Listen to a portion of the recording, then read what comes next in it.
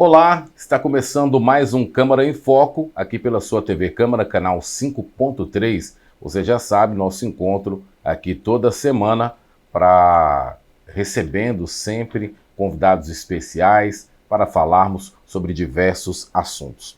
O nosso assunto de hoje fala de mais de 180 anos de apresentação de catopês, marujos e caboclinhos em Montes Claros. E nós estamos recebendo aqui o professor João Batista de Almeida Costa, antropólogo, para falar sobre a origem e manutenção dessa cultura e tradição em Montes Claros e no norte de Minas. Professor, muito obrigado pela sua presença mais uma vez em nosso programa. Eu que agradeço, Marlon. Para mim é um prazer conversar com você. Prazer todo nosso.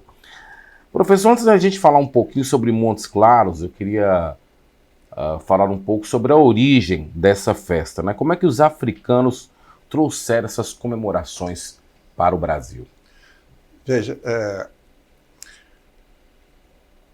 em África, eles tinham o que na antropologia a gente foi dado o nome de rituais de rebelião, e em que no período das colheitas o rei é sempre o dador de bem-aventuranças.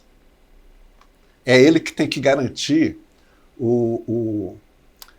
a condição satisfatória de vida para as pessoas. Tá? E na época das colheitas era feito sempre festas em que o rei desaparecia e se fazia então um outro rei. Esse outro rei, que seria depois um bode expiatório, tal, não sei o quê, ele aparecia e fazia a festa. Rei Momo é um exemplo de um rei desse. Né? Os catopês, que para mim não é congado, porque a raiz dos catopês é maracatu. Basta ver a coreografia ou o corpo do catopê como faz, ele dança para cima saltitando. Todas as músicas são feitas em tom maior, porque é uma música alegre, enquanto que o congado é feito em tom menor, que é triste. Eles estão falando da escravidão, estão falando da escravidão, não sei o quê. E o catopê não, o catopê está né? Com Nossa Senhora do Rosário seremos felizes. Aí eles trouxeram isso. E aí tem uma coisa o seguinte, aqui no Norte de Minas não tinha escravidão. Só vai ter escravidão depois que os mineiros chegam. Teve escravidão de indígena com os paulistas, quando eles chegaram e fundaram o Norte de Minas, ocuparam o Norte de Minas e fundaram a sociedade, que eu chamo a Sociedade de Curral. Mas depois que eles foram embora, ficou isso aí. Né?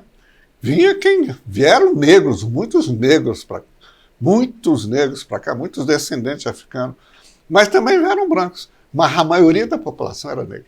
Se você pega os relatos dos viajantes europeus, eles falam que aqui só tem negro. Santo Lé fala que até o padre é preto. Lá em Januário também é preto. E o Richard Barton, que é o viajante inglês, ele compara a região aqui com o Nilo. A mesma cultura nilótica é o que tinha aqui. Certo. Então, nossa região era uma região ocupada por negros.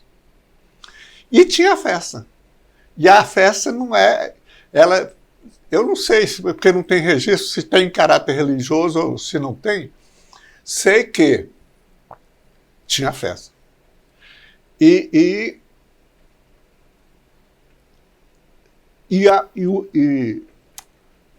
O padrão da festa é o padrão do ritual de rebelião lá na África.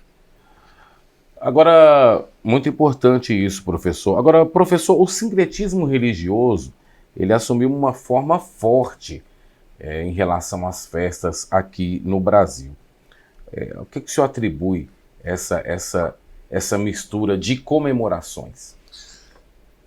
Olha, o povo africano é um povo festeiro. Uhum. Adora festa. Né? Cantam, né, tanto que nossa cultura musical, nossa cultura festiva, tem a ver com a herança dos africanos.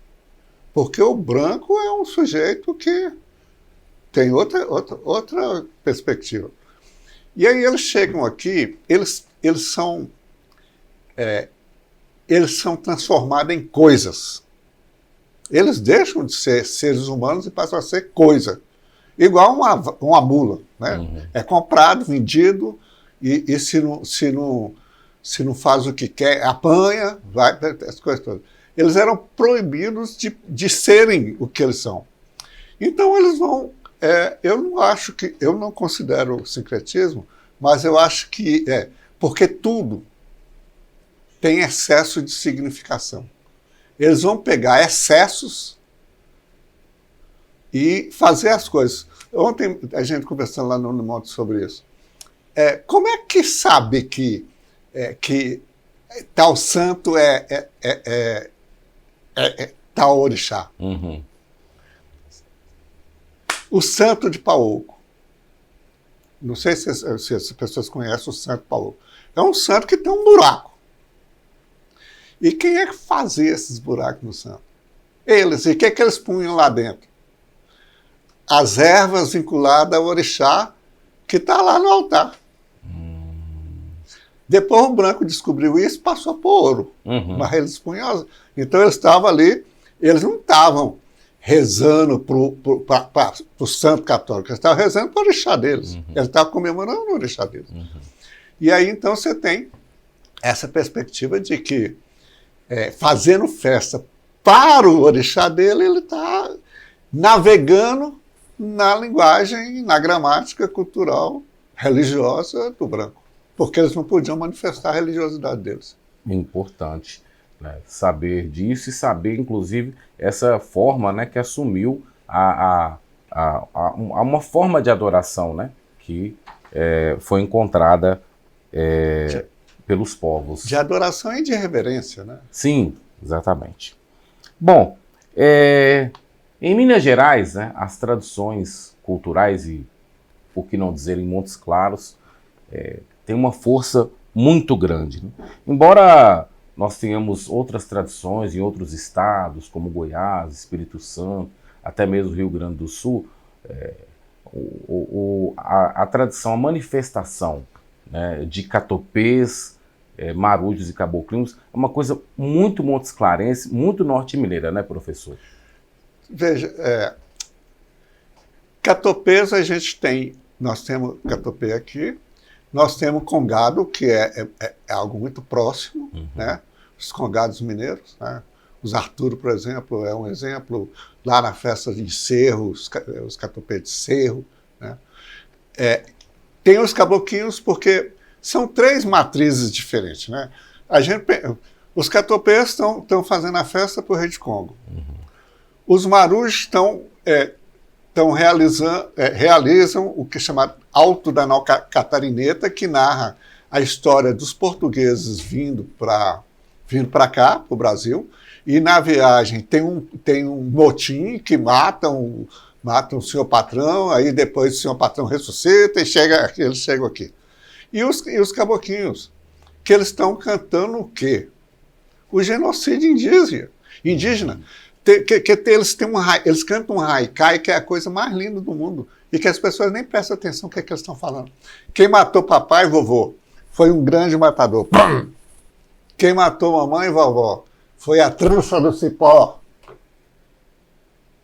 Eles estão falando do genocídio indígena. É verdade. E lógico que fala outras coisas, né? Pipoca, amendoim terrado, mas a coisa... o foco fundamental. E quando tinha a dança da trança do cipó, era isso, o genocídio. Era mostrado na rua de Montes Claros. É claro que tem caboclinhos em outros lugares. Tem marujos em outros lugares. Mas aqui é uma coisa...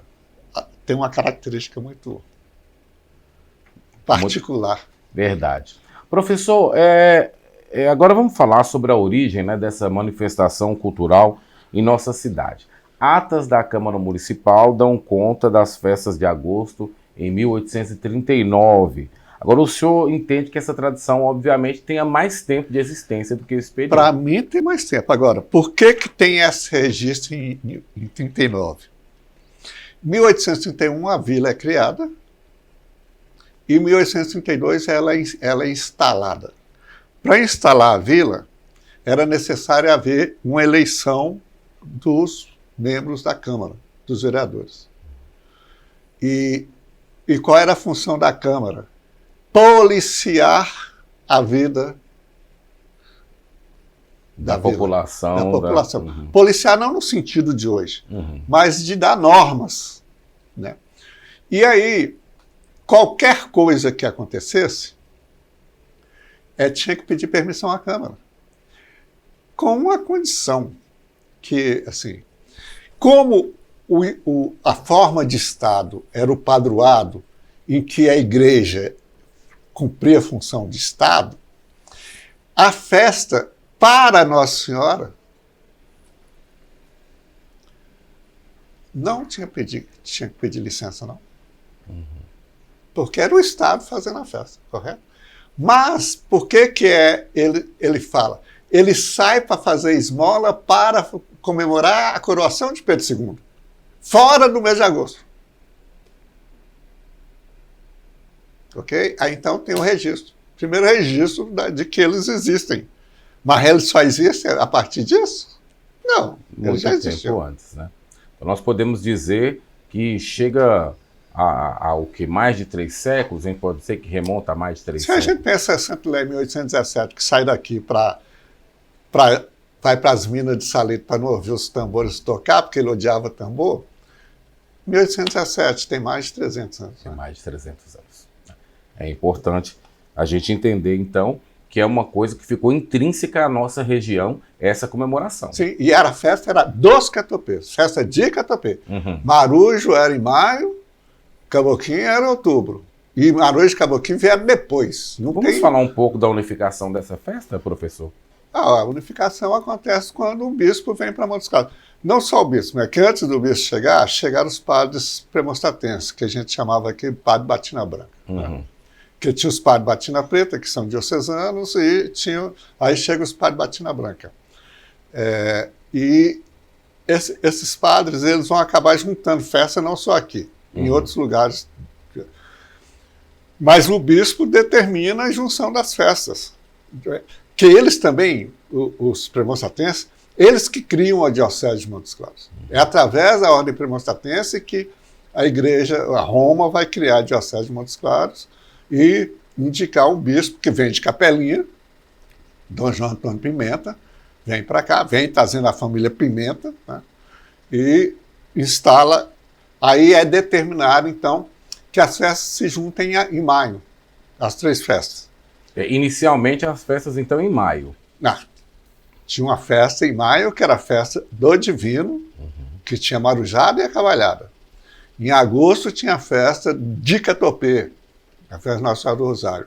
E em outubro a festa dos Caboquinhos, festa de São Benedito. Aí mandou juntar as 3 em maio.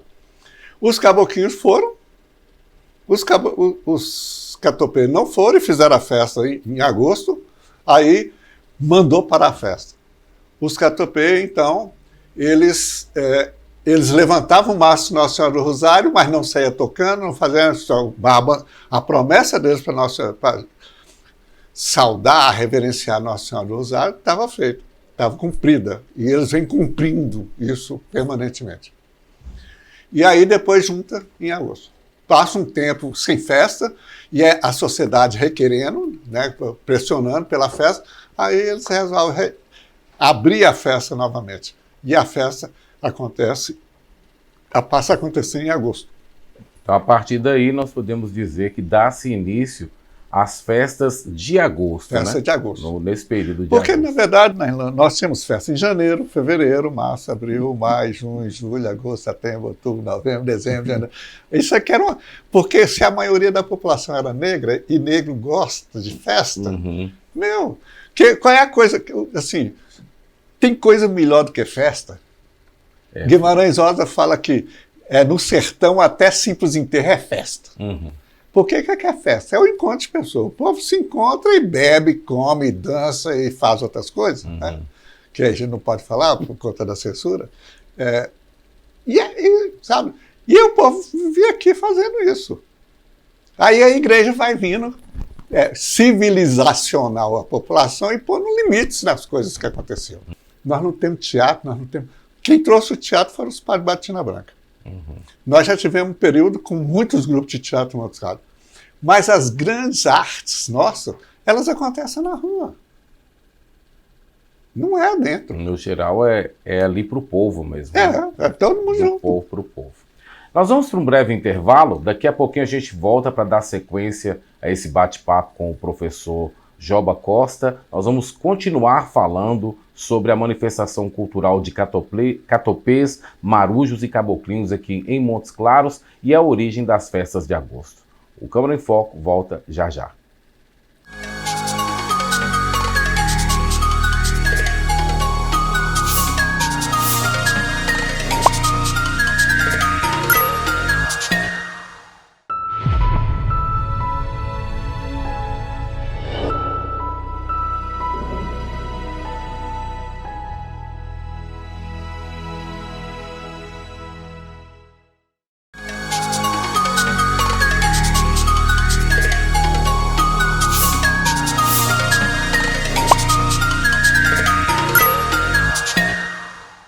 Estamos de volta, programa Câmara em Foco, hoje recebendo o professor Joba Costa, antropólogo, para falar sobre a origem e tradição das festas de agosto. No bloco passado, nós conversamos sobre a origem da festa, sobre a unificação para o mês de agosto, muitos temas importantes que o professor nos trouxe aí. Agora, professor, nesse segundo bloco, a gente gostaria de falar um pouco sobre o status que a festa ganhou. Ela assumiu um status de grande evento cultural, não só de Montes Claros, né? Mas o país, dada a presença de pessoas de todos os lugares aqui nesse período, fazendo questão de registrá-la. Por que isso ocorreu aqui em Montes Claros? Olha, ela, antes de 1960, ela sempre teve esse status. Eu, criança, lembro que a cidade fechava, não tinha comércio aberto, era tudo era festa, né? Começando na quarta, terminando no sábado. Era festa. No final dos anos 50, em decorrência de que o BDMG faz o planejamento estratégico de Minas Gerais e tira o norte de Minas de fora do planejamento estratégico, a elite montesclarense ela vai construir Montes Claros como uma cidade moderna e o norte de Minas como uma região moderna. E se você pega os jornais, tem uma dissertação no mestrado, um professor já fez isso na dissertação do mestrado dele, os jornais descendo que tinha que acabar com as coisas antigas de Montes Claros. Com as festas de Catopê, Marujo e Caboclinho, com a festa de Reis, derrubar todos os prédios antigos, que não tinha nada que ficar com essa velharia aí. Aí você vai perder, né? Igrejinha do Rosário, mercado, as casas antigas, né? Sabe? Vão o Colégio Imaculado vão derrubando tudo, continuam derrubando, né? E fazendo estacionamento, né? E aí fica um tempo sem a festa. Mas os Catopê acabou Caboclinho, acabou Marujada, mas os Catopê levavam a bandeira lá. Eu vi várias vezes. Tá? Eles levando a bandeira, levantando a bandeira do Nossa Senhora do Rosário e depois iam embora. Eles não desciam tocando, eles traziam o maço e punha, né, levantavam.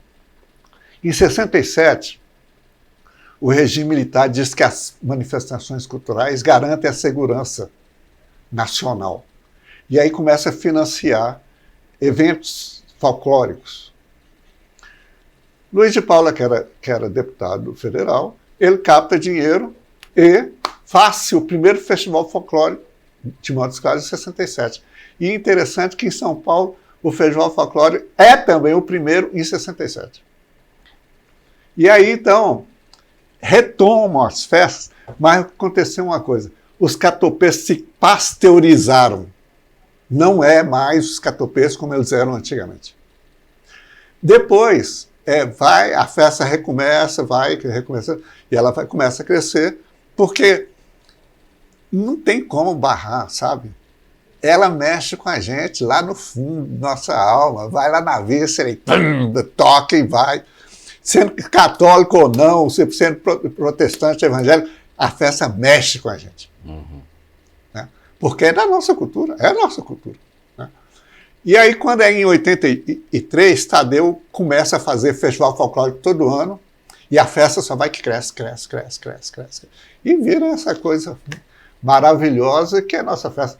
E que, sabe assim, não existe. Você tem congado em vários lugares de Minas Gerais, você tem. Mas, assim, essa coisa, sabe, não é, nas outras cidades não é igual à nossa, sabe? Então, hoje, falando um pouco aí, nós temos a participação, o senhor falou de uma festa popular, né? Uma festa que começa ali no gueto, né? Hoje, pessoas das mais diversas camadas sociais aderiram à festa. E eu gostaria de sua opinião sobre isso. Mas a festa nunca foi gueto, passou a ser gueto a partir de 1960, sabe? Por quê? Eu vou te falar uma coisa aqui. Eu vivi isso, talvez você tenha vivido.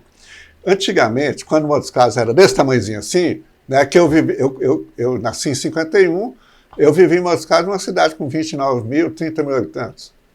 Sim.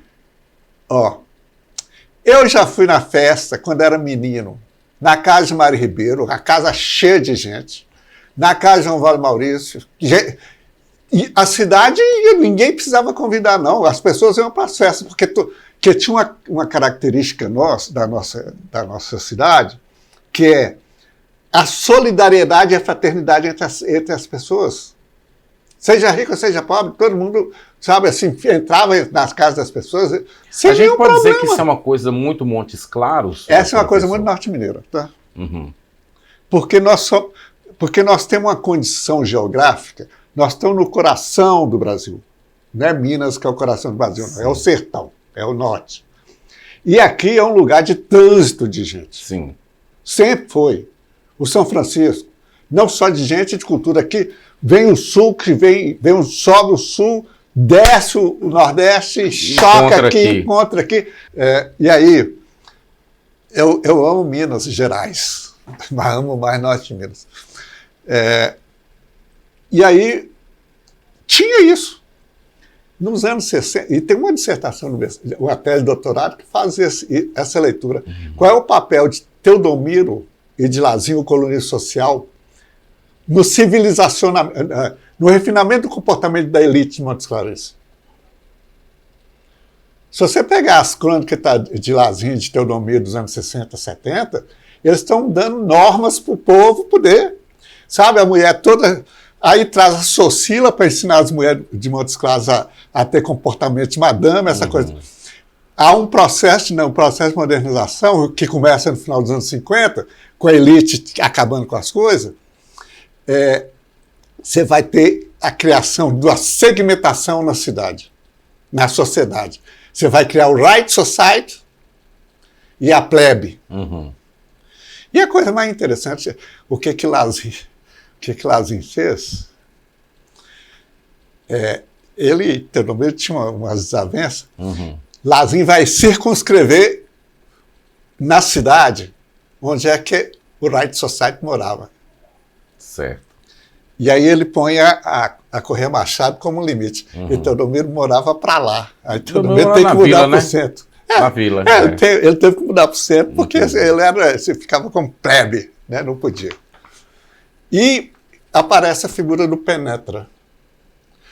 As festas, eles começam a apagar a luz na casa das pessoas e fala, convidado noivo fica na esquerda, da noiva à direita. Na hora que acendia a luz, mandava o povo embora. Acabaram com a fraternidade e a solidariedade, que era característica da nossa sociedade. Por isso que não era gueto. Certo.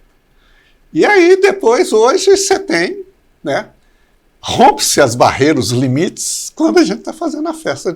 Eu acho que é o único momento que a gente rompe os limites e estabelece, mínimo, ou pelo menos simbolicamente, essa fraternidade e essa solidariedade entre os grupos sociais de Montes Claros. Por isso o poder dela. E o poder é uma festa que ela passa a representar todo mundo, né? Sim, quando você está vendo no cortejo de manhã, que não é desfile, porque falar que é desfile é inferiorizar e pejorativizar, é racial sobre isso. É o cortejo, porque é uma procissão. Quando você vê a procissão passando de manhã, na quinta, sexta, sábado, você está vendo a sociedade Montes Claros desfilando na sua cara, simbolicamente. Todos os componentes da sociedade. A cidade está ali, a sociedade está ali. Bom, os ternos, mudando um pouquinho de assunto, né, mas muito importante, o esclarecimento do senhor, os ternos eles estão vivenciando um momento de transição. E o senhor acompanhou um outro momento de transição, né, desde quando o senhor está envolvido como pessoa nas festas, né? Falamos aí do pai de Zanza, né?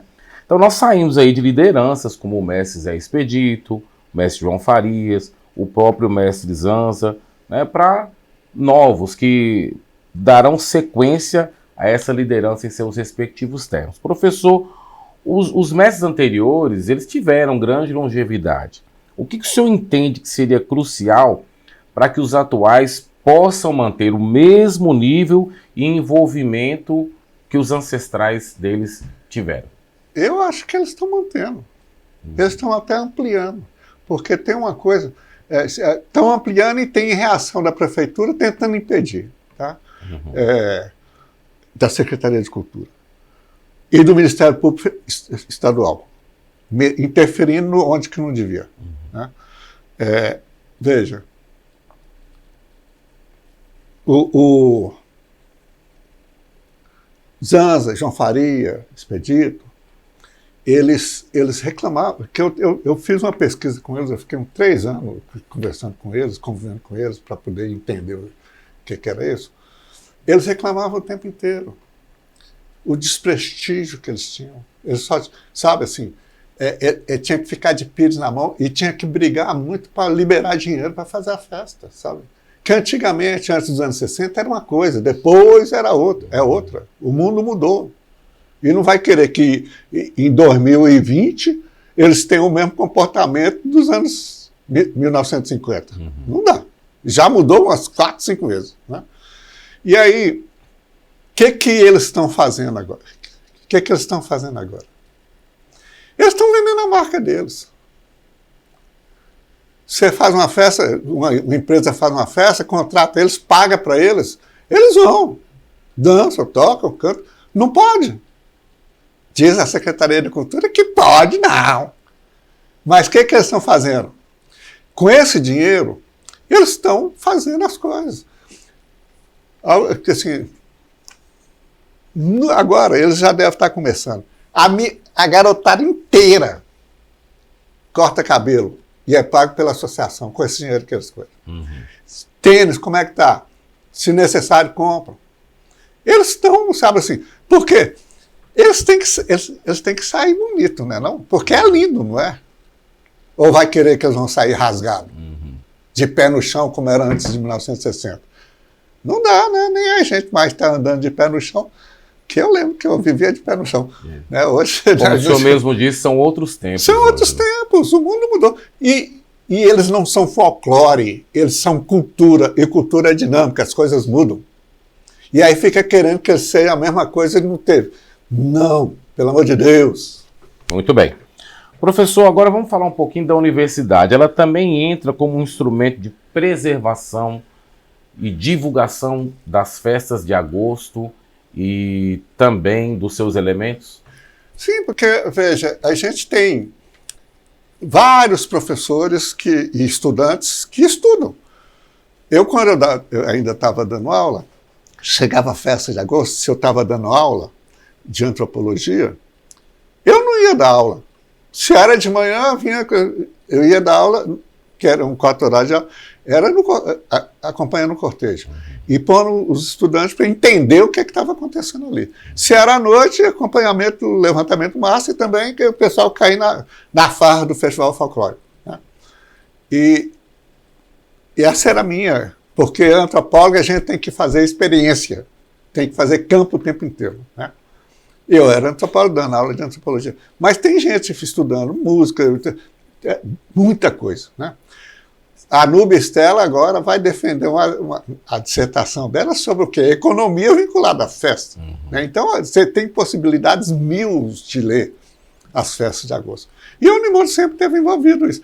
Cada vez mais envolvida nisso. Né? Tá tendo uma exposição lá agora, que eu tive lá ontem, que coisa linda que, sabe, que os foi ventos feita. Ancestrais. Né? Os ventos ancestrais. Maravilhoso, cara. Lindo, lindo, lindo. E teve uma conferência lá ontem, eu fui para ver essa conferência, e a Unimonte está envolvida, sabe? Não tem como não estar, porque a Unimonte somos nós. Não é o prédio, somos nós. E nós somos parte de Montes Claros, nós vivemos Montes Claros. E se nós vivemos Montes Claros, a Unimonte vive Montes Claros. Tá certo, né? Bom, agora uma pergunta para a gente finalizar, né? Como que se vê o verdadeiro papel do poder público na preservação das festas de agosto? Se possível,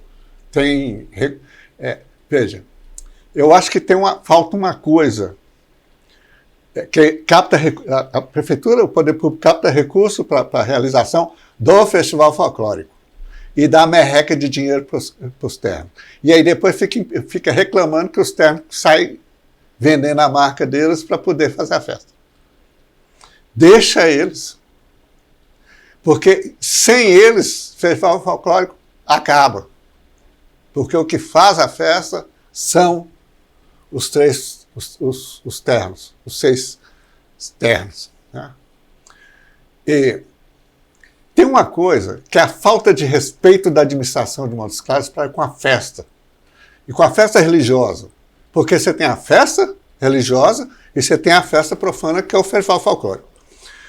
Sabe, a prefeitura tem estrutura, tem guarda municipal, tem secretaria de MC Trans, você tem toda uma estrutura que deveria propiciar que a festa acontecesse sem interferência de ônibus, de cachorro, de papagaio, de bicicleta, e, sabe, as coisas fluírem como elas têm que fluir, porque existe toda uma questão religiosa para a festa fluir, e tudo que interfere faz com que as coisas só atrasem. Né? Pô, a última quarta-feira do ano passado, era 1h da manhã, na hora que a bandeira Nossa Senhora do Rosário chegou lá na igrejinha. Quem é que sabe? Não dá. A prefeitura, eles têm que parar de achar que festa de agosto é coisa de pobre, porque a festa de agosto é a coisa mais importante do ponto de vista cultural de Montes Claros. E eles só fazem interferir. Muito bem. Nós estamos chegando ao final do nosso Câmara em Foco, essa semana especial, falando sobre as festas de agosto. As festas estão acontecendo e nós recebemos aqui o professor Joba Costa para falar sobre isso. Professor, muito obrigado mais uma vez por sua presença, por atender o nosso convite. Eu agradeço você me permitir falar sobre essa festa maravilhosa. Para nós é que é um prazer sempre.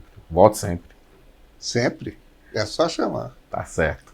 Câmara em Foco fica por aqui. A gente se encontra na próxima semana. Eu espero você. Tchau. Até lá.